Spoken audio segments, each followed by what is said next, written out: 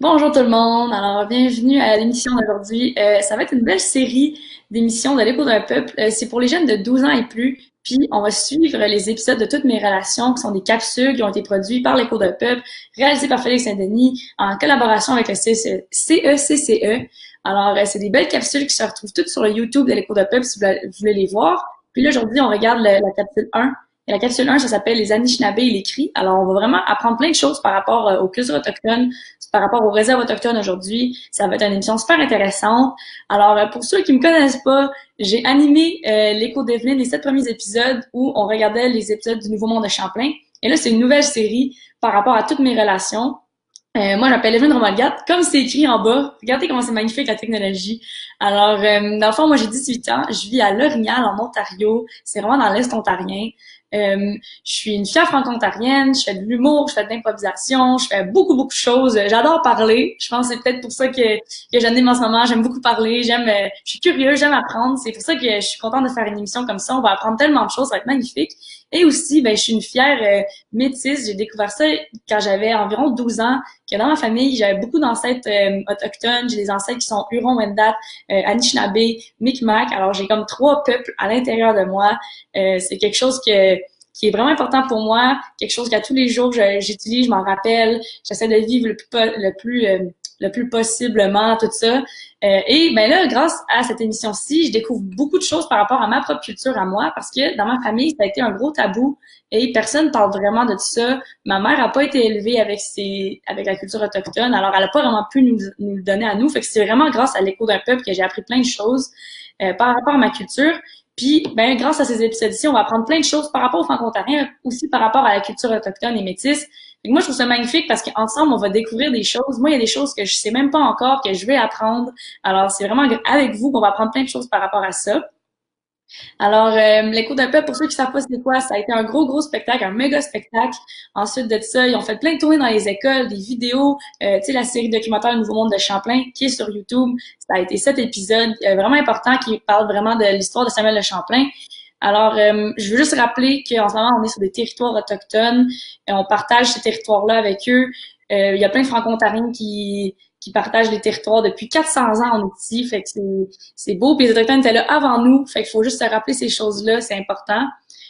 Aussi, l'écho d'un peuple, vous allez voir qu'il y a plein de choses, c'est vraiment magnifique. Dans les épisodes, on va voir des scènes de village avec plein de gens qui jouent dedans. Il y avait 900 acteurs et figurants dans la série Le Nouveau Monde de Champlain. C'est impressionnant à voir. Vous allez voir ils ont les habits, ils ont tout ça. Ça a été il y a plein de monde qui ont travaillé avec l'écho d'un peuple, des aînés, des artistes autochtones, des historiens. Il y a plein de monde qui ont tout regardé ça, qui ont fait sûr que fonctionnait vraiment. Mais encore une fois, tu sais, c'est une série, fait qu'il y a des éléments qui ont été un petit peu modifiés des fois.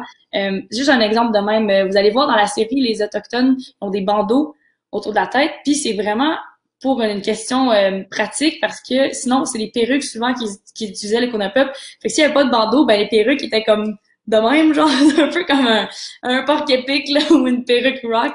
Fait que c'est pour ça qu'ils ont eu l'idée de OK, on va mettre des bandeaux, pour moi ça va faire tenir les perruques, puis ils partiront pas au vent. Fait que c'est vraiment pour ça, parce que dans la culture autochtone, ils n'utilisaient pas tant de bandeaux que ça. Souvent les cheveux étaient tressés ou un côté de la tête qui était rasé. Fait que c'est vraiment question pratique. Fait qu'il y a plein de petits détails comme ça. On va apprendre ça ensemble à travers les épisodes. Puis aujourd'hui, je suis super contente parce que je reçois plusieurs invités. OK? Alors, on commence avec 2 invités. Ensuite de ça, on va écouter la capsule 1. Et ensuite de tout ça, je vais recevoir une dernière invitée, Martine Laberge. Je vais en parler avec elle plus tard. Mais là, pour la première partie de l'émission, je reçois 2 invités super intéressants. Alors, je commence ça avec Katia Garreau-Jones et Jason Ormandy. Alors, bonjour. Vous allez bien? Bonjour. Bonjour, Lionel. Bonjour. Alors, je vais vous laisser vous présenter. Les gens vont découvrir avec moi qui vous êtes. Alors, vous pouvez vous dire peut-être votre âge, d'où vous venez, qu'est-ce que vous faites dans la vie, peut-être une passion que vous avez, des choses comme ça, votre travail. Je sais que Jason il peut parler un petit peu de son travail, qu'est-ce qu'il fait. Alors, je vais vous laisser vous présenter. Jason, est-ce que tu veux commencer? Oui, absolument. Je suis Jason Ormandy, 45 ans, originaire de Kapuskasing dans le nord de l'Ontario. Je vis maintenant à Fauquier, donc oui, Fauquier qui est nommé dans la chanson Notre Place. Et je suis Oui. animateur animateur culturel et pastoral du Conseil scolaire catholique du district des Grandes Rivières depuis maintenant 14 ans. Fier franco-ontarien depuis toujours pas mal. Et Mhm. c'est ça. Cool, parfait. Puis Katia, tu peux te présenter? Je m'appelle Katia Garo-Jones. Je vis à Sudbury, Ontario, et je suis Ouais. 17 ans et je vais à l'école secondaire du Sacré-Cœur et je suis une Mhm. fière Cree. Super. Puis c'est vraiment drôle parce que, ben, drôle et cute en même temps parce que moi et Katia, on se retrouve parce qu'on a joué les deux dans la série documentaire Le Nouveau Monde de Champlain. Fait que dans l'épisode 7, à un Oui. moment donné, on est ensemble dans l'épisode. Fait que c'est comme quelques années plus tard, on se retrouve en direct. C'est vraiment cool. C'est très cool. On s'était rencontrés à Pentank de Chine. Fait que ça prouve que les Franco-Ontariens, on se retrouve un peu partout. Finalement, on se connaît tous d'une façon ou d'une autre. Fait que c'est très beau à voir. Jason, je vais commencer avec toi parce que tu as grandi à Kapuskasing. Tu es un ancien de l'école Cité des Jeunes. C'est quoi qui a fait que tu étais autant fier d'être franco-ontarien? Tu l'as dit dans ta présentation, tu es vraiment fier d'être franco. Qu'est-ce qui a créé ça? Ça part d'où tout ça? Je peux pas dire que je suis venu au monde franco. Donc, lorsque je- j'ai rentré à l'école, ma première phrase à ma direction, c'était French is stupid. Donc, j'étais Ah d'une ouais. famille extrême. Ouais. Et finalement, à mesure d'avancer dans mes années, j'ai commencé à m'intéresser de plus en plus à l'identité franco-ontarienne.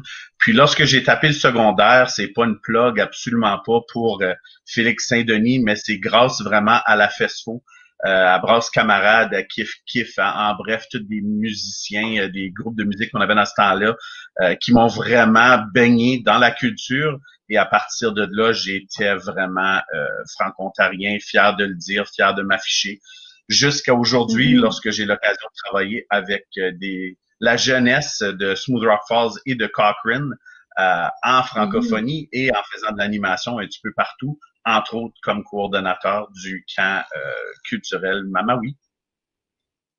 Super. Bon, on va parler du camp culturel tantôt, dans pas long. Puis juste avant, Katia, c'est vraiment intéressant parce que comme tu as dit au début, t'es cri, mais après ça, t'es élevé dans une famille Anishinaabe métisse. T'es aussi franco-ontarienne parce que tu parles français. Comment tu fais pour célébrer ces cultures-là à l'intérieur de toi? Est-ce qu'il y a des Je activités que vais, tu fais? je vais à beaucoup de powwow et je danse Oui. avec mon chat. Mhm. Est-ce que ça fait longtemps que tu J'aime, fais la danse? oui, ça fait quand j'ai comme 2 ans. Wow! Ça fait, ouais. Ouais, c'est vraiment bon. Puis les power pour quelqu'un qui sait pas c'est quoi un power, parce que là c'est 12 ans et plus notre émission, fait que est-ce que tu peux te décrire vite vite c'est quoi un power? Un powwow, c'est quand des gens Première Nation et même pas Première Nation peuvent danser Mhm. ensemble. Um, et il y a du tambour qui joue. Wow. Fait que, est-ce que selon toi c'est bien que des gens qui ne sont pas Première Nation aillent à des powwows? Est-ce que c'est une bonne idée? Est-ce que c'est une belle activité à faire? Oui, c'est une bonne idée car ça aide à montrer la différente culture et la partager. Mhm. Ouais. Super. Puis, fait que dans le fond, Jason, toi, t'as parlé du camp Mamawi. Tu l'as créé, c'est depuis 2016. T'as créé ça avec Félix Saint-Denis. C'est un camp culturel de l'écho d'un peuple. C'est vraiment unique. Comme moi, quand Félix m'a expliqué, j'étais comme, wow, c'est vraiment un beau camp, c'est une belle idée. Ça réunit les jeunes Cris, puis des jeunes Franco de la région Kapuskasing. C'est quoi le camp, puis c'est de où ça vient cette idée-là, puis c'est quoi le but de ce camp-là? Donc, l'idée du camp Mamawi, vraiment, c'était après le passage de l'écho d'un peuple dans notre coin. Félix et moi-même, on s'est assis pour discuter des problématiques et de la situation réalistique qu'il y avait à Kapuskasing par rapport aux évacués qu'on accueille de Kashachewan et d'Attawapiskat à toutes les années. Puis, à jaser, on a vu qu'il y avait peut-être un manque d'information, un petit peu d'ignorance par rapport à la culture autochtone. Et on voulait faire quelque chose pour essayer d'alléger cette tâche-là sur la ville de Kapuskasing. Donc, à jaser, Mhm. on a monté un camp de 3 jours et 20 francophones, 20 autochtones qui sont évacués et aussi métis de la région, cris de la région aussi. Puis, Ouais. on a fait le camp. Donc, on a monté le camp. On a eu notre première en 2016. Ça a été un succès incroyable. Moi-même, je suis pas très connaissant de la culture autochtone. Je suis beaucoup plus connaissant grâce aux invités qu'on a dans le camp, comme on a des aînés qui viennent pour expliquer non seulement aux francophones, mais aussi aux Cris de la région, parce que les deux aussi, les francophones connaissent nécessairement pas leur culture comme il faut, et les Cris ne connaissent peut-être pas leur culture non plus. Donc, ça a été vraiment un Mhm. partage incroyable qu'on a eu de ce côté-là. Mhm. Je pense que c'est une des belles valeurs qui ressort beaucoup là que à date avec les émissions que j'ai remarqué c'est le partage des deux cultures puis qu'on a tous des choses à apprendre. Tu sais Katia, je suis certaine qu'il y a des gens qui t'ont beaucoup appris, qui t'ont aidé à découvrir un peu plus ta culture. Ça serait qui ces gens-là qui t'ont aidé à découvrir puis à mieux vivre ta culture autochtone? Ma cousine Smith a vraiment m'aidé à comme elle m'a amené à beaucoup de powwow et Mhm. jouer du tambour avec moi. Ouais. Ah, super. Fait que c'est vraiment grâce à ta cousine est-ce qu'elle est beaucoup plus vieille que toi, ta cousine? Ah À quel oui, âge? OK. Puis c'est elle qui j'ai t'apportait des power. ouais. Wow, OK. Puis, ben, peut-être pour les deux, comme là, j'ai parlé du partage, qui est une belle valeur. Sinon, est-ce qu'il y a d'autres forces, des choses que vous remarquez des Premières Nations qui vous inspirent? C'est quoi les plus grandes forces selon vous de ce groupe-là? Jason, tu peux commencer. De mon côté, ce que j'ai vu vraiment, puis lorsqu'on parle du peuple autochtone en général, la Ouais. résilience, c'est ce qui Mhm. revient toujours, de voir les évacuer, quitter leur endroit, que ce soit à Tawapiscat ou Cachechouane, pour s'en venir, laisser tout tomber, s'en venir à tous les années dû à des inondations, s'établir à Kapuskasing, dans une communauté qui est pas toujours nécessairement, on s'entend, prête pour accueillir et la communauté qui arrive aussi ne sont pas nécessairement prêtes d'arriver dans une communauté où les réalités ne sont pas les mêmes du tout. Là. Donc, il y a des défis de ce côté-là. Puis, la résilience que ce peuple-là a va vraiment venir les chercher, ils s'établissent, puis ils prennent leur place. C'est vraiment ce que c'est. La connexion terre-mère qu'ils ont, tout ce qu'ils font en famille, l'accueil qu'ils ont, c'est toutes des choses qui sont remarquables et que la population, avec le centre d'amitié autochtone de Kapuskasing, avec la ville de Kapuskasing qui les accueille et qui ont des gens qui s'occupent d'eux, et le Kamamawi, je pense que ça nous a vraiment donné la chance de démontrer cette résilience-là. Mhm. Fait que selon ce que tu dis, je peux voir peut-être, je sais pas si tu peux approuver, là. Est-ce que selon toi, ça t'a vraiment aidé puis ça t'a appris beaucoup de choses, genre t'as beaucoup appris d'écrits avec qui t'as fait le camp? J'ai plus appris que j'ai appris. Je suis prêt à dire Hmm. ça. Avec l'aide, comme je dis, de Hector qui est venu en tant qu'aîné du centre d'amitié, j'ai beaucoup appris à Hmm. apprécier la culture autochtone, tous les beautés, tous les connexions qu'ils ont avec, comme j'ai dit, ma terre, la nature, les animaux, de vraiment prendre soin de l'un et de l'autre, le respect qu'ils ont pour les aînés, c'est des choses qui m'ont Mhm. vraiment passionné de la culture en général. Ouais, ouais, c'est des belles valeurs. Puis si tout le monde, tu sais, comme une émission comme qu'on fait aujourd'hui, ça permet de partager ces belles valeurs-là. Puis si on peut s'inspirer de ça, je pense que c'est super beau. Puis toi, Katia, ça serait quoi la plus grande force que tu admires des Premières Nations? Que sont vraiment accueillants aussi Oui. et que même au Ouais. powwow, il y a beaucoup de religions qui vont aussi. Et Mhm. même à mon école, j'ai un club autochtone et il y avait toutes des différentes nations et races qui ont venu et on a Oh, fait wow. toutes des activités. Wow, OK. Fait que c'est vraiment le camp autochtone à ton école, c'est pas juste pour les jeunes qui sont Premières Nations, c'est pour tout le monde qui sont intéressés puis qui veulent apprendre, c'est ça? Oui. Ah, c'est super beau. Puis pour vous deux, j'ai une autre question, ça serait quoi? Parce que là, on a parlé des belles choses, puis tout ça, des belles valeurs, mais il y a aussi quelques défis sur les réserves, quelques défis par rapport, tu sais, Jason, t'en as parlé de l'image que les gens ont encore, un peu les stéréotypes, des choses comme ça. Ça serait quoi les plus grands défis qu'ont les Premières Nations en ce moment? Dans notre coin, Qu'est-ce si je peux parler de par ici, ouais. beaucoup de ce qu'ils connaissent de la culture autochtone a été passé d'année en année. Donc, c'est vraiment Hmm. des choses qui sont pas nécessairement courantes. C'est pas des choses qui sont tout le temps belles. Il y a beaucoup de stéréotypes, il y a beaucoup de racisme, il y a beaucoup de choses comme ça. Puis, si on peut, avec le camp, ce qu'on a essayé de faire, c'est d'aller chercher les enfants. Puis, en allant chercher ces enfants-là, on s'est dit, si on est capable de démontrer que la possibilité de travailler ensemble pour faire des beaux projets, pour vivre des belles choses ensemble, est là avec des enfants, peut-être que là, les adultes pourront mettre ces idées-là qui ont été créées il y a longtemps, qui sont pas nécessairement basées sur des belles expériences, de vraiment aller chercher puis dire, bon, mais si mes enfants sont capables de le faire, pourquoi moi je pourrais pas le faire? Donc, je pense que c'est Ouais. vraiment de s'informer, de laisser tout tomber, d'être et de vraiment voir ce que nos cultures, si on parle du round dance, c'est presque le 7 carré.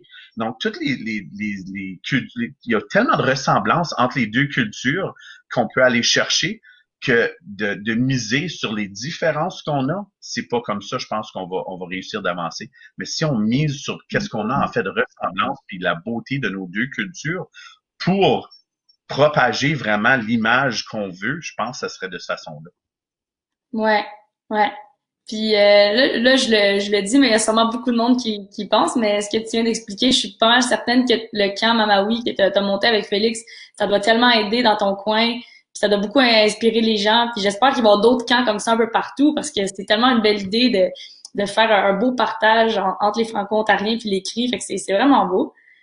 Ce serait super, Puis vraiment, comme on l'a fait à ouais, Hearst aussi. On leur regarde peut-être d'aller ailleurs, mais juste un ouais. exemple de fruits. Je m'en allais, après le camp, c'était l'automne, je m'en allais pour la chasse. Puis j'ai vu qu'il y avait des Mhm. jeunes dans le cercle à Cap. Donc le cercle, c'est un endroit de rassemblement. Puis j'ai remarqué que c'était des jeunes de Mamawi. Donc j'avais une dizaine de jeunes, puis c'était tout mêlé. Donc vraiment, tu peux pas demander un meilleur fruit que tout à coup sont devenus amis et ils se côtoient. Wow. Ah, c'est Mhm. vraiment beau. Wow, c'est super inspirant. Puis toi, Katia, ce serait quoi le plus grand défi selon toi?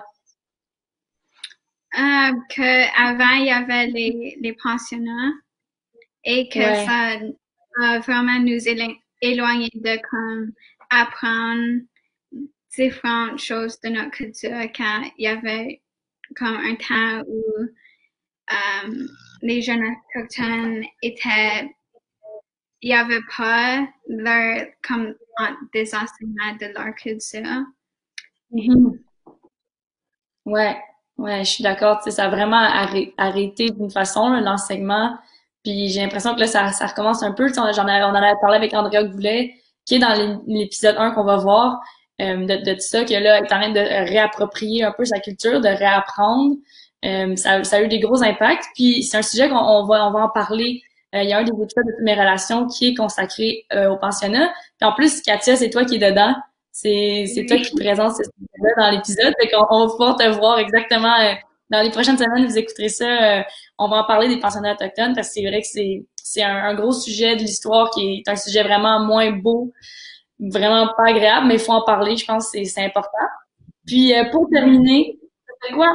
C'est un peu, ça va un peu. Tu vois, toutes les questions vont une après l'autre. C'est magnifique. Ça serait quoi une façon de peut-être bâtir des meilleures relations entre les autochtones et les franco-ontariens?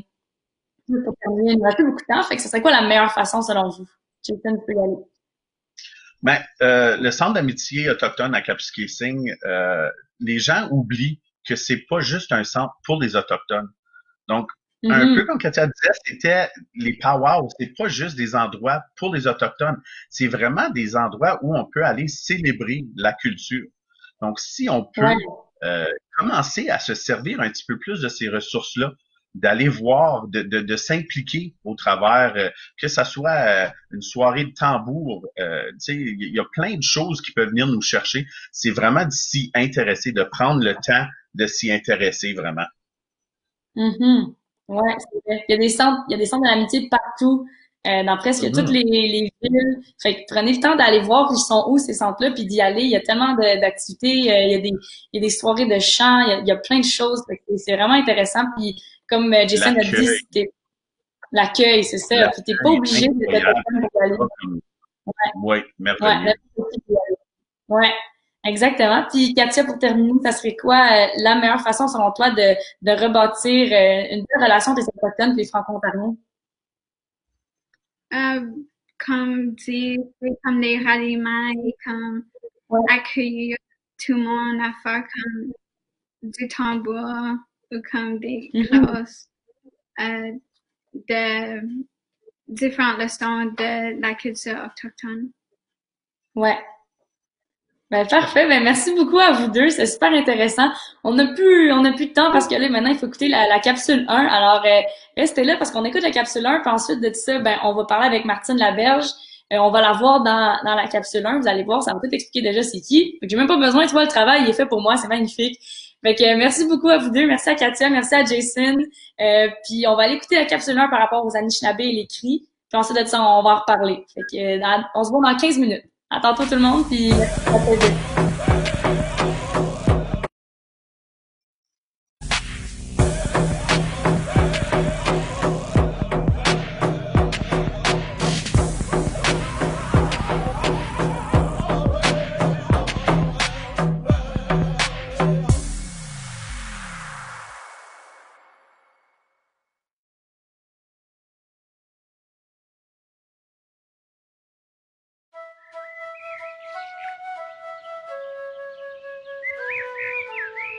Ani Boju, Dijnakas, Andrea Coulet.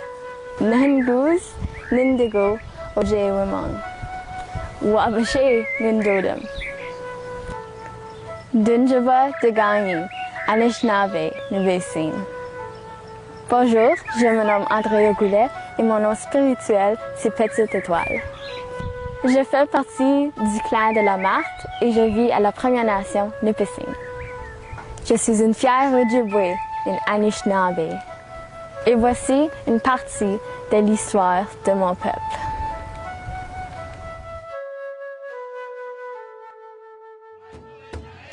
En 1603, Samuel de Champlain et les Français rencontrent pour la première fois les Anishinaabe. Il s'agit des Kitchissipérini, les gens de la grande rivière des Outaouais, qui sont en visite à Tadoussac. Le mot Anishinaabe veut dire les vraies personnes, les humains. Champlain les surnomme par erreur les Algonquiens. En 1610, les Anishinaabe de la Kitchissippi, donc de la grande rivière des Outaouais, accueillent parmi eux le premier Français en Ontario, le jeune Étienne Brûlé. 3 ans plus tard, les Anishinaabe guident Champlain qui explore l'est de l'Ontario. Ils bravent le Long Saut près de Hawkesbury, lui font admirer les chutes Rideau à Ottawa. Ils reconduisent à l'île aux Allumettes, près de Pembroke. Les Anishinaabe regroupent plusieurs nations et tribus en Ontario et aux alentours. Les Algonquins de l'Outaouais, les Nipissing, les Témiscamingues et les Abitiwini autour des lacs du Nord-Est.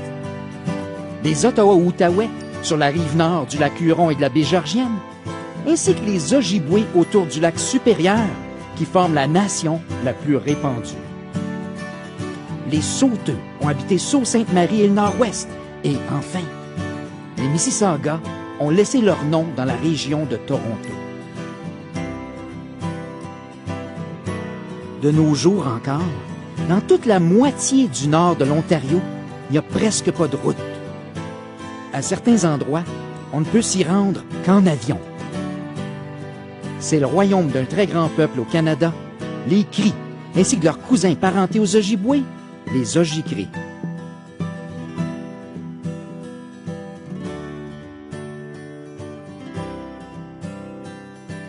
Plusieurs images de ces vidéos proviennent des 7 émissions Le Nouveau Monde de Champlain, une web-série de l'Écho d'un peuple pour découvrir les pionniers français et les Autochtones en Ontario. En 1615, Samuel de Champlain revient en Ontario. il arrive chez les Nipissing, qu'on aperçoit. Ces Anishinaabe vivent de façon bien semblable aux Cris. Les Anishinaabe et les Cris sont de la grande famille des Algonquiens. Ils partagent la même langue. Comme d'autres Premières Nations, ils habitent le territoire de l'Ontario depuis 10 000 années. Les Anishinaabe et les Cris étaient nomades. Ils déplaçaient leur campement pour pêcher les poissons, pour cueillir des petits fruits ou pour chasser les animaux. Au milieu des années 1800, le gouvernement du Canada va créer des réserves pour essayer de contrôler les déplacements de ces peuples et pour posséder leur territoire. Mais ça, c'est une autre histoire. Revenons à notre grande rencontre, voilà 400 ans. Tout comme les Cris, les Anishinaabe vivent en petits clans de quelques dizaines de personnes, dirigés par le père de famille aîné. Depuis des milliers d'années, ces peuples se déplacent au rythme des saisons, en harmonie avec les cadeaux de Mère la Terre, selon le cycle de la roue de médecine. Ils pêchent le poisson au harpon et au filet, avant de le faire sécher. Toute la famille cueille ensemble des petits fruits sauvages, comme le bleuet. Certains fruits sont consacrés aux 13 lunes, tels les fraises en juin, les framboises en juillet et les mûres au mois d'août. Les chasseurs et trappeurs aînés enseignent aux plus jeunes de grandes valeurs, comme le respect de la nature. Chez tous les Autochtones, on donne une deuxième vie à toutes les parties de l'animal qu'on a chassé pour honorer son sacrifice. À l'hiver, on apprécie les raquettes, le toboggan et la chaleur des petites tentes en écorce nommées wigwams. Les wigwams sont en forme de cône, mais surtout de dôme. On peut les démonter et les transporter. Au printemps, les Anishinaabe taillent les érables et on fera bouillir son eau sucrée en sirop. On se promène avec le moyen le plus rapide à l'époque, le canot d'écorce de bouleau. Toute la famille Anishinaabe voyage ensemble. Les femmes portagent canot et ballot, alors que les hommes protègent le clan.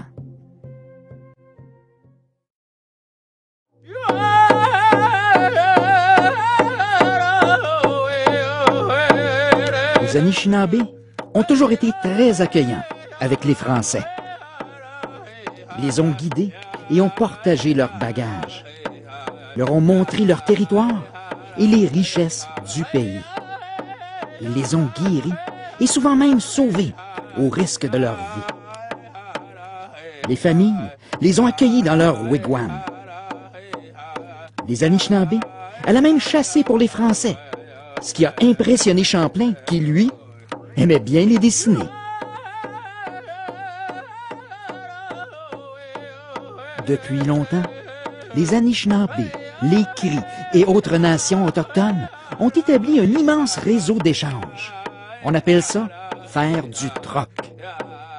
Par exemple, Champlain apprend que les Nipissing voyagent jusqu'au Sault Sainte-Marie. Ils y troquent les produits européens qu'ils ont reçus avec des nations qui viennent des lacs Michigan et Supérieur.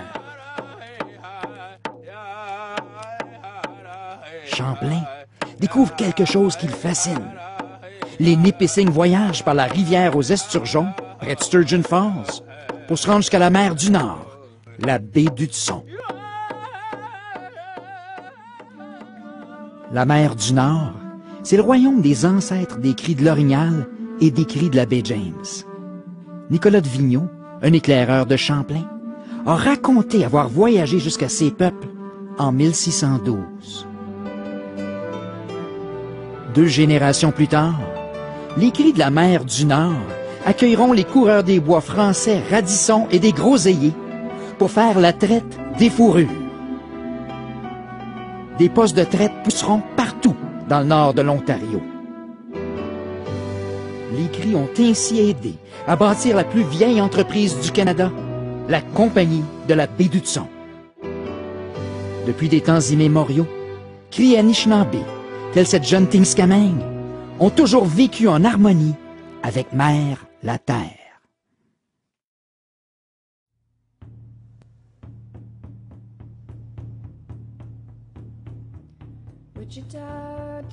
Aujourd'hui, comment peut-on faire pour découvrir la culture des Anishinaabe et des Cris? De nos jours, 80% des Autochtones vivent maintenant mélangés parmi les Canadiens. Qu'on vienne d'ici ou d'ailleurs, autochtone ou non, tout le monde est bienvenu au Centre de l'amitié autochtone. Ces centres offrent des activités pour partager les traditions des Premières Nations, des Métis et des Inuits. C'est le cas du centre Wabano à Ottawa, où on peut chanter avec les Ottawa River Singers, les chanteurs de la Kitchissippi.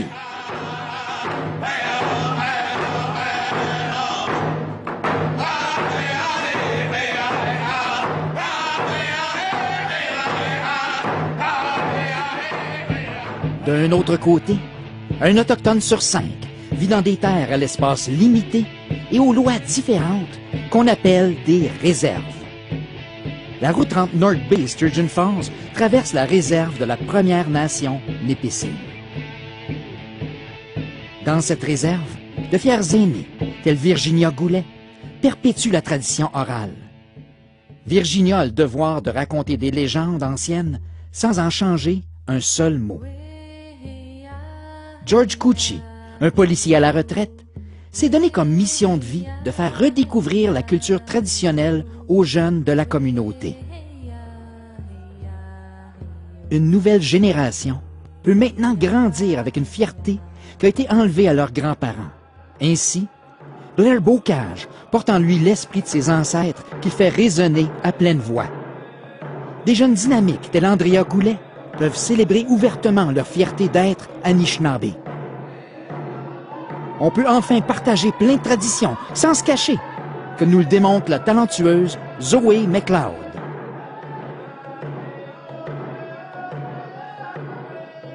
On fait redécouvrir les coutumes du pays en faisant le tour des écoles, grâce à de fiers parents métis tels Chantal Vizina. C'est aussi le cas pour Bob Desbiens de Verner, un fier métis et trappeur authentique.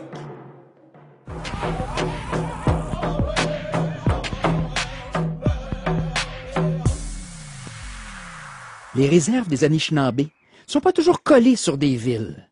Allons découvrir la magie de Manitoulin, l'île du Grand Manitou. Bienvenue au Powwow de Wikwemikong, une belle communauté formée d'Ojibwés, d'Ottawa et de Potawatomi. Un powwow, c'est une grande fête où les gens de toutes les cultures sont les bienvenus. Les aînés, autant que les enfants. On y savoure de la nourriture traditionnelle. On participe à des cérémonies spéciales. On démontre sa fierté avec sa tunique colorée qu'on appelle un régalia. Ensemble, on chante l'amitié et on danse pendant 3 jours, du matin jusqu'au soir, toujours au rythme du tambour.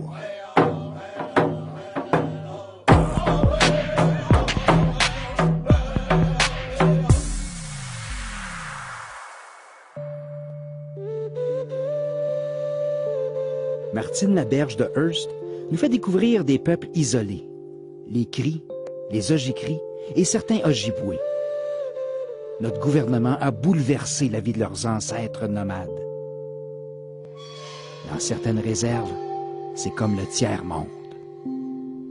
L'eau n'est plus bonne à boire à cause de la pollution. La pauvreté règne aux côtés des maladies telles le diabète. Croiriez-vous qu'on est au Canada? Le prix de la nourriture coûte de 4 à 20 fois plus cher qu'ailleurs au pays. Malgré tout, les reportages de Martine nous démontrent que ces peuples sont des bons vivants qui aiment rire. Ils ont beaucoup à nous apprendre. Les enfants se tournent vers les plus grands qui, eux, s'accrochent aux enseignements des aînés. Les Cris, les Ojibwés et les Ojibwés puisent leur force dans la nature. Le Grand Nord ontarien, c'est leur paradis. Oui, depuis des temps immémoriaux, Les cris des Anishinaabe, tels Angélique et Lisa de la Première Nation Témiscamingue, ont toujours vécu en harmonie avec Mère la Terre.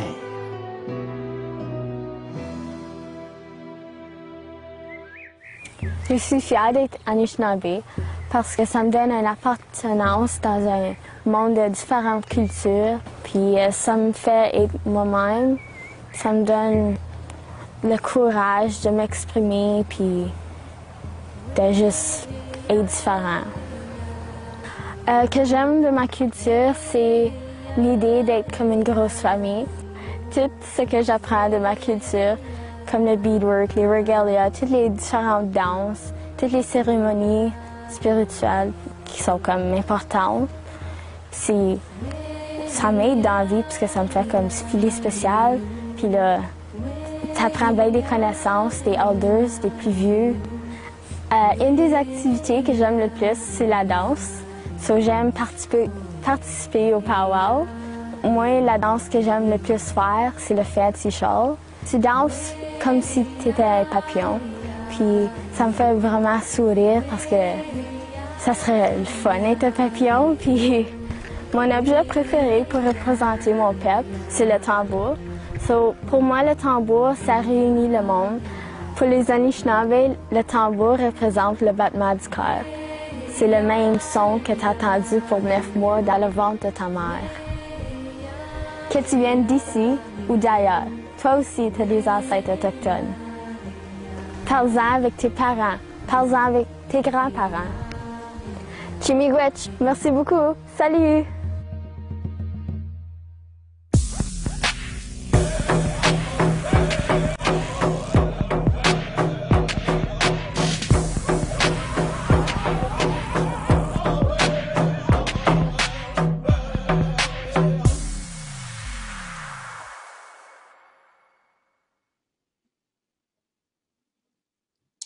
Alors, rebonjour. J'espère que vous avez aimé la capsule 1 de toutes mes relations. Une capsule super intéressante.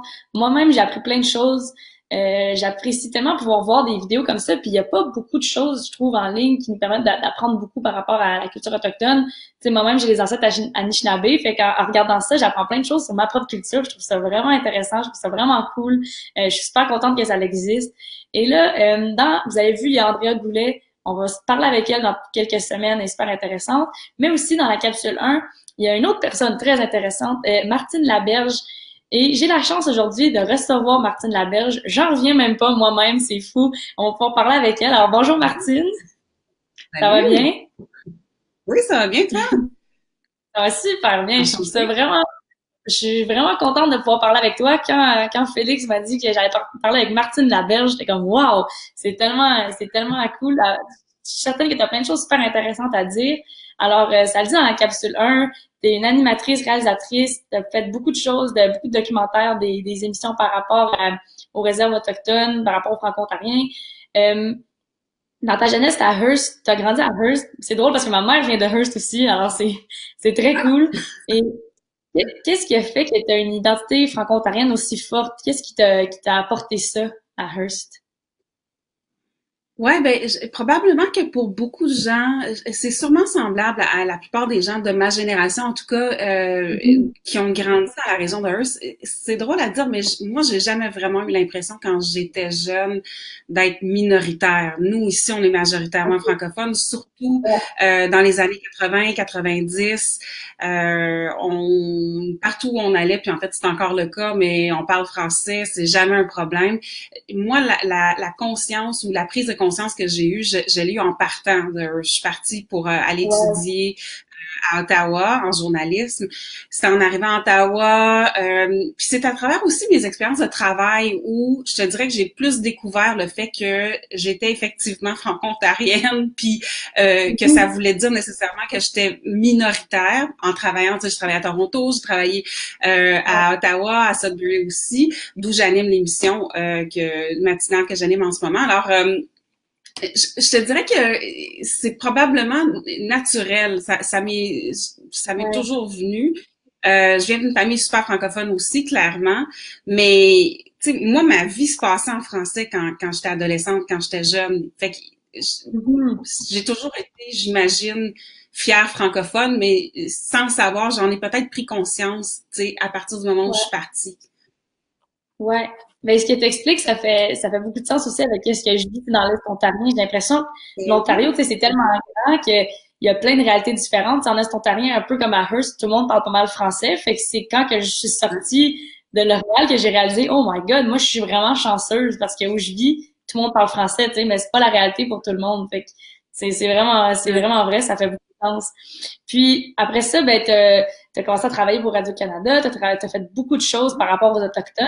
Est-ce que ça a commencé dans ta jeunesse? Est-ce qu'à Hearst, il y avait d'autres Autochtones? Est-ce que t'en rencontrais? Comment ça a commencé, cette passion-là?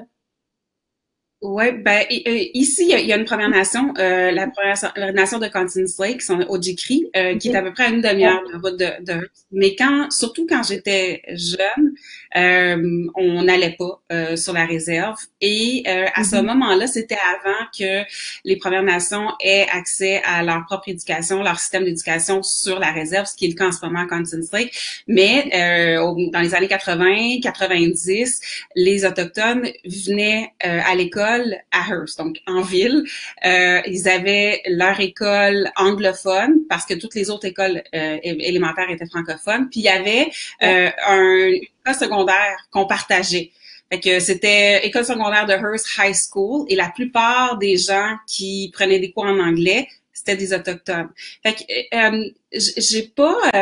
je sais pas si j'ai pris conscience très rapidement de mes voisins, parce que carrément on est voisins, mais qui ils étaient. Comme je pense que la plupart du monde à cette époque-là, on s'y intéressait probablement pas beaucoup. Puis il y avait, si aujourd'hui on parle d'un fossé là entre les cultures, j'ai l'impression qu'à ce moment-là c'était encore plus grand comme fossé là. Fait que j'avais quelques amis qui étaient autochtones, simplement parce que je jouais au basketball, on était dans la même équipe. C'est pas une grosse école, l'école secondaire de Hearst, fait qu'on avait des équipes anglophones, francophones. Et c'est d'ailleurs une amie que j'ai toujours gardée, mais en sachant pas nécessairement quelle était la réalité des Autochtones, tu sais, dans mon propre pays. Ouais. Trouves-tu que ça s'améliore un peu? Trouves-tu que ça change cette relation-là? Je sais pas, je suis pas certaine. Il y a des fois où j'ai envie de dire oui, d'autres fois où j'ai envie de dire non. Ouais. Je pense que de façon générale, il y a un certain intérêt, je pense, des non-autochtones envers la culture. Il y a cette espèce de volonté-là de pas peut-être arrêter de comment je pourrais dire ça? Peut-être arrêter de voir seulement la surface, mais d'essayer de se poser des questions à savoir pourquoi est-ce que les gens qu'on côtoie, de nos voisins, justement, dont je te parlais tantôt, pourquoi est-ce qu'ils vivent dans ce genre de conditions-là? J'ai l'impression, en tout cas, qu'il y a plus d'intérêt pour faire ça. J'espère. Moi, quand j'ai commencé à traiter des dossiers autochtones, c'était il y a à peu près 15 ans. Et je me souviens très bien des premières fois où je revenais, où j'avais fait des reportages, parce que moi, j'étais vidéojournaliste. Donc, je faisais ma propre caméra, je faisais mon montage, puis j'étais journaliste. Ben voilà, il y a une photo de moi là. Je me souviens des premières fois. Premièrement, il fallait convaincre la salle de nouvelles, mes patrons, que c'était important, qu'il fallait y aller. Puis deuxièmement, quand je revenais, il y avait souvent des gens qui m'arrêtaient dans la rue, puis qui me disaient pourquoi tu fais ça, pourquoi tu vas là. Tu sais, beaucoup de questions à savoir comme pourquoi est-ce que tu t'intéresses à ces questions-là. Ben ils parlent pas français, hein, c'est pas des gens de chez nous, ils nous ressemblent pas. Puis mais j'ai trouvé j'ai fait ça pendant 13 ans à peu près. J'ai trouvé qu'il y a eu une évolution en 13 ans, que les gens avaient un autre regard sur le travail que je faisais. Je me souviens très bien des dernières fois où il y a des personnes qui venaient me voir puis qui disaient « Wow, je le savais pas. J'avais jamais imaginé que les conditions étaient comme ça. Merci. Maintenant, je vais y penser. » Fait que j'ai l'impression qu'il y a eu un changement. Est-ce que c'est un changement assez radical à mon goût? Non, mais j'ai l'impression qu'il y en a eu un certain. Puis comme tu dis, il y a des gens qui s'en rendaient pas compte puis qui s'en rendent encore pas compte. Même moi, j'ai encore de la misère à imaginer à quel point c'est les conditions, ça n'a même pas de bon sens, les conditions, c'est ridicule. Là, je pense qu'on va en parler, c'est nécessaire de parler de ces choses-là. T'es allé dans des réserves dans le Grand Nord de l'Ontario, sont super isolées, tu peux juste y aller en avion. La qualité de vie est vraiment, tu sais, c'est ridicule qu'on est au Canada, puis il y a des gens qui ont des qualités de vie comme ça, puis la plupart des gens le savent même pas. Alors, premièrement, merci d'avoir fait des reportages pour en parler. Je pense que c'est nécessaire. Alors, c'est quoi les réalités que tu as vues là-bas? Qu'est-ce que tu as remarqué? Puis aussi, comment est-ce que tu étais perçue en tant que franco-ontarienne quand tu arrivée dans ces communautés-là? Comment je vais commencer par ce que j'ai vu parce que honnêtement, Ouais. comment j'ai été accueillie comme franco-ontarienne, je suis pas certaine que j'ai été accueillie d'une façon différente que si j'avais été quelqu'un d'autre. Puis tu sais, surtout Mhm. ce que j'en garde, moi, c'est de très très beaux souvenirs. J'ai malheureusement, en raison de mon métier, on sait, le journalisme, on va souvent dans des endroits alors qu'il y a crise, puis ça Ouais, faisait partie de mon travail. Alors, je suis allée régulièrement ouais. dans des communautés où on venait de perdre des gens au suicide. Je suis arrivée à un moment donné dans une réserve Wapekika. La troisième petite fille de 12 ans venait de s'enlever la vie. Alors, clairement que c'était des conditions Mhm. extrêmement difficiles euh, Ouais. comme euh, comme être humain, mais je suis pas certaine que j'ai été qu'on m'a traité différemment parce que j'étais francophone ou franco-ontarienne. Puis surtout, au fil des années, parce que je le disais tantôt, je l'ai fait quand même pendant longtemps. C'est certain Ouais. qu'au début, c'est l'approche est difficile. On se demande comment justement être envers l'autre, comment se Ouais. présenter. Mais au fil des années, puis au fil des expériences, pour moi, c'est devenu naturel. Mhm. Puis ça me manque énormément parce que euh, outre les crises, outre les suicides, outre la crise d'eau potable à Neshkantega, outre tout ça, il y a une beauté qui est, je pense pas qu'on peut se l'imaginer si on n'est pas allé. Puis c'est pas juste une beauté, au niveau des paysages, parce que c'est clairement magnifique. Tu sais, on est dans le Ouais. nord, puis si tu aimes le nord de l'Ontario Ouais, comme on le moi, voit ben dans les photos. c'est certain que c'est Mhm. super beau. Ouais. Mais c'est beau à cause des gens qu'on y rencontre. Ce sont des gens avec qui sont tellement résilients. Puis s'il y a une chose probablement qui nous relie, puis en fait dont on pourrait apprendre davantage, c'est vraiment la résilience, parce que ce sont des gens qui malgré le quotidien qui est parfois difficile, trouvent toujours le moyen de rire, puis d'échanger, de partager, puis de donner à peu près tout ce qu'ils ont. Euh, Même s'ils ont Mhm. parfois pas grand-chose. Mais il y a réellement un sentiment d'appartenance de communauté qu'on retrouve pas ailleurs. Ouais. Puis tu l'as dit, on a vraiment à apprendre, tu sais, de la résilience puis tout ça. Puis, Oui. tu sais, là, t'en as parlé un petit peu, on peut peut-être rentrer un peu même plus dans les détails de c'est quoi la réalité vraiment là-bas. Puis aussi, tu sais, pourquoi est-ce que les gens, il y a plein de monde qui doivent se demander ça, pourquoi est-ce qu'ils déménagent pas si la qualité de vie est aussi difficile, tu sais, c'est une question comme ça que quelqu'un qui vit ici, de se dire, ben là, tu sais, mais il y a des raisons pourquoi il reste là, il y a un attachement, c'est quoi qui fait qu'il reste dans des qualités comme ça? Ouais. Ben, je vais commencer au départ, le genre de problématiques qu'on Ouais. trouve sont vraiment nombreuses, là, clairement. Mhm. Beaucoup de moisissures dans les maisons, énormément. Moi, je suis allée dans certaines maisons parce que j'ai eu la chance, puis c'est peut-être pas juste la chance parce que je voulais faire ça. Je voulais Ouais. retourner régulièrement dans les mêmes communautés.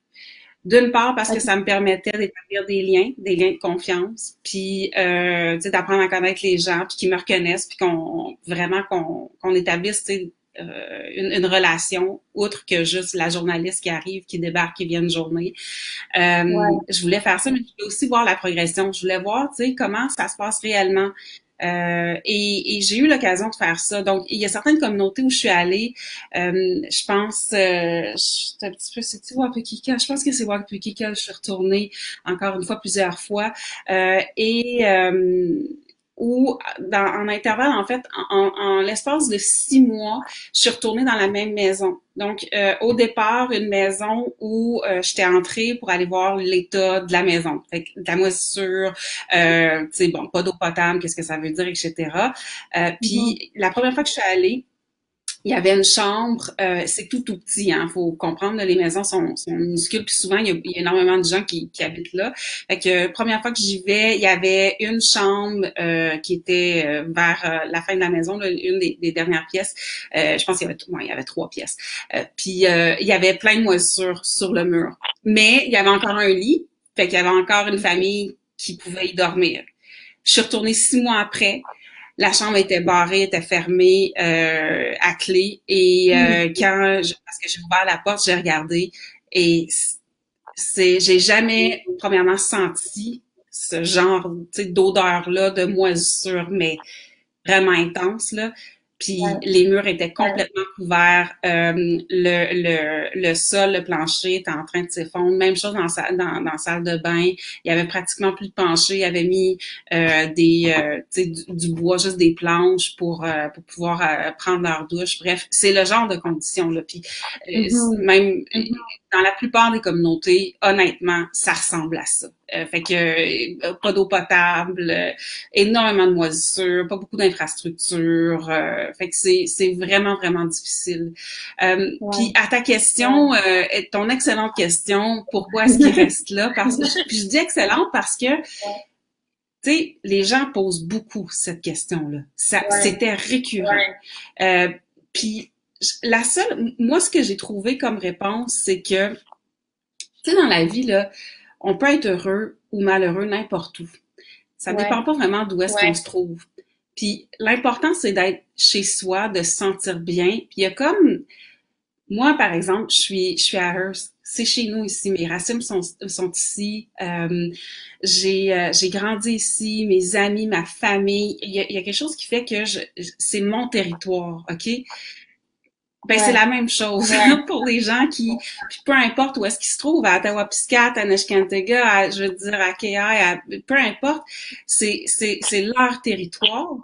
Puis j'ai souvent dit aussi à des personnes qui me questionnaient là-dessus, puis que je sentais peut-être un peu plus réticent à la question, tu sais, autochtone, je leur disais toujours, oui, mais, tu sais, poursuis ta pensée un peu plus loin. C'est-à-dire, premièrement, on déménage pas des gens juste comme ça. Ce sont des personnes, ce sont des gens. Donc, on déménage pas juste, on décide pas de la destinée de quelqu'un d'autre. Numéro 1. Puis numéro 2, où est-ce qu'ils vont aller? Il n'y a pas énormément d'accueil là en ce moment dans les communautés dites plus au sud.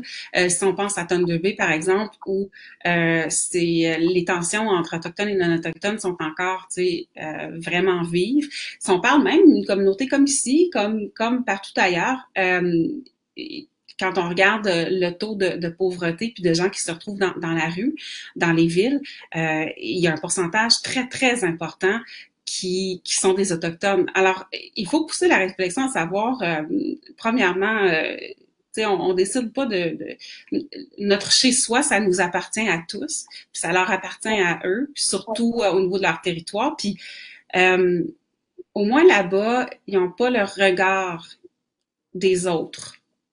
Puis ça, souvent, ça m'est revenu. Il y a plusieurs personnes qui me parlaient de ce regard-là, surtout des enfants, des jeunes, qui me disaient, ouais, quand on va à tel endroit, on se sent regardé, on se sent pas accueilli. Dans les magasins, on nous regarde drôlement, on nous suit. Fait que j'inviterais vraiment les gens à se poser la question, à savoir, ben, est-ce que effectivement, on voudrait et on est prêt et on est des bonnes personnes accueillantes envers eux. Ouais, de changer peut-être de la vision qu'on a, de la façon qu'on accueille les peuples autochtones, c'est vraiment vrai. Puis là, tu sais, t'as parlé de toutes les difficultés qu'il y a dans le Nord, dans les réserves dans le Nord. Là, on l'a pas vraiment dit, mais t'as travaillé avec les communautés Cri, Ojibwe et Ojibwe. Puis là, tu sais, moi, c'est le genre de choses je ressens de la frustration. Je suis comme, ben là, je disais, ça a pas de bon sens. Je suis comme, moi, ça m'enrage quasiment de voir ça, de voir ces conditions de vie. En même temps, comme tu dis, c'est leur chez-soi, c'est là qu'ils sont bien, ils sont habitués dans cet endroit-là. qu'est-ce qu'on peut faire? Parce que, tu sais, en parlant avec des aînés, tu sais, avec l'Écho d'un peuple, j'ai eu la chance de rencontrer plein d'aînés, puis ils me disaient que c'est pas la bonne façon de penser de se dire qu'on va les aider. C'est même pire de dire qu'on va aller les aider. On peut pas aller les aider. Il y a d'autres façons de le faire. Ça serait quoi l'attitude qu'il faut avoir pour peut-être créer une relation de confiance, comment qu'on fait pour gérer ça? C'est sûrement que toi, tu as dû vivre un peu de frustration envers tout ça. Comme, qu'est-ce que tu as fait pour essayer de gérer ça? Ben là, Evelyne, je sais pas, si tu trouves la réponse. C'est une grosse question, hein? Il y a rien de simple dans la vie. Ouais. Il y a plein de zones grises. Puis surtout cette question-là, c'est une question tellement complexe. Mhm. Moi, j'ai envie de dire, une des étapes importantes, c'est de se déculpabiliser par rapport à cette question-là.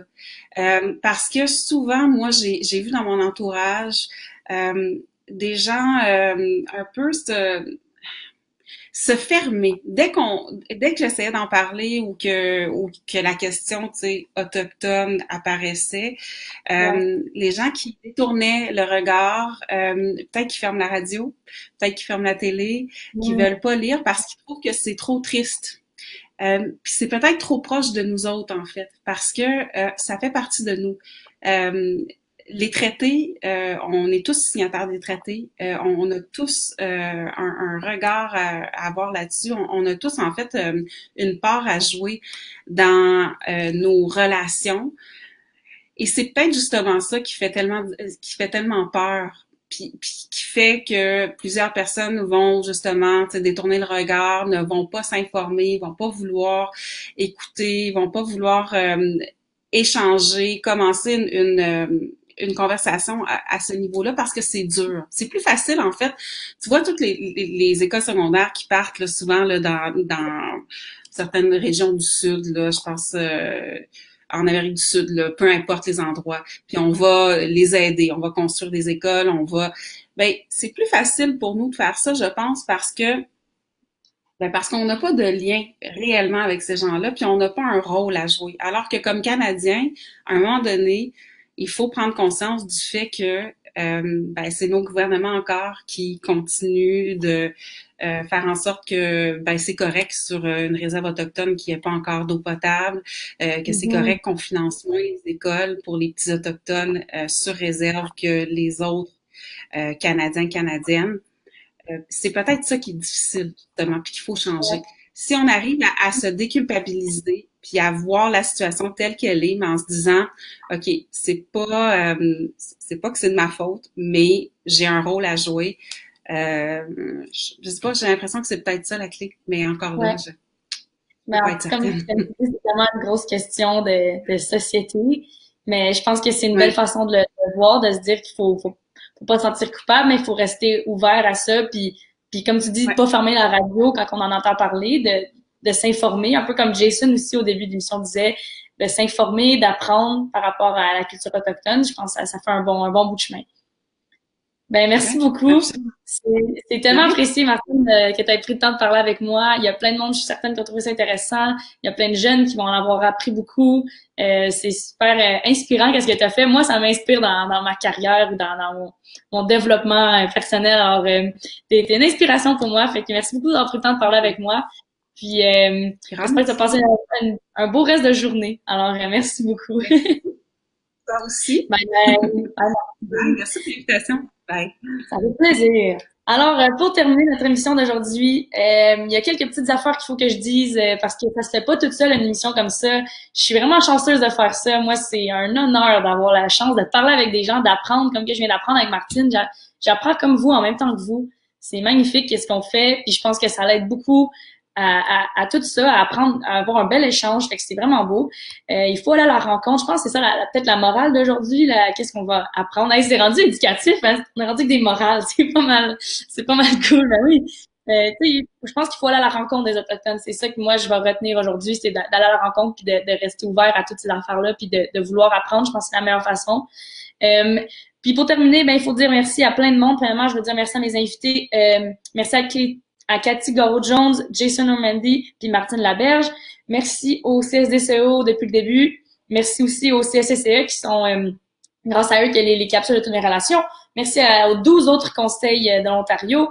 conseil scolaire. Merci au ministère de l'Éducation de l'Ontario. Et ben aussi merci aux aînés et artistes autochtones. On en parle beaucoup dans les capsules de toutes mes relations. Moi, j'en parle souvent parce que c'est des gens comme eux qui m'ont aidé, qui m'ont fait apprendre plein de choses par rapport à ma culture à moi.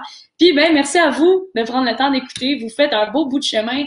Comme Martine a dit, c'est tellement beau de voir qu'il y a des gens qui écoutent. C'est beaucoup mieux d'écouter puis de vouloir apprendre que de juste fermer la radio, fermer la télé quand on entend parler des réserves autochtones, puis de fermer les yeux. Je pense qu'il faut garder les yeux ouverts par rapport à la réalité qui se passe en ce moment. Alors, merci de prendre le temps d'écouter ça. Puis, on se voit la semaine prochaine. Alors, mardi à 13h, je suis de retour avec l'émission de l'Écho d'Evelyne. On va accueillir les artistes Huron-Wendat qui ont fait le tour du monde pour faire des spectacles et des partages culturels. Encore une fois, ça va être super intéressant. Fait qu'on va écouter la capsule 2 qui est par rapport au Huron-Wendat. Ça, c'est une autre partie de mes ancêtres à moi, les Wendat. Alors, je vais être super contente d'apprendre avec vous encore des choses par rapport à ma culture. Alors, je vous attends mardi à 13h, puis passez une belle journée tout le monde. Merci.